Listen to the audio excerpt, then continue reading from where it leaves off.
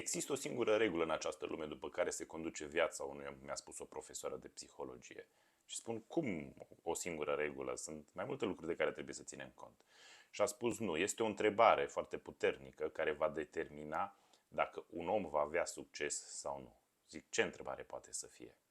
Și îmi spune, cu cât răspunzi mai sincer la această întrebare de fiecare dată când ai o situație provocatoare în viața ta, cu atât vei deveni un om mai puternic. Această întrebare este, eu ce am de câștigat din această situație?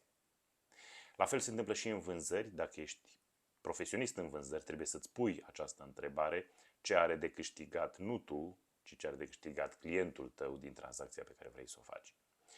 Dacă vrei să înveți mai multe despre vânzări, du-te la mine în bio, am pregătit materiale gratuite pentru tine acolo, poți să le descarci. Eu sunt Flaviu, fac parte din echipa lui Gran Cardone România și în final îți spun, nu uita, succesul nu este negociabil.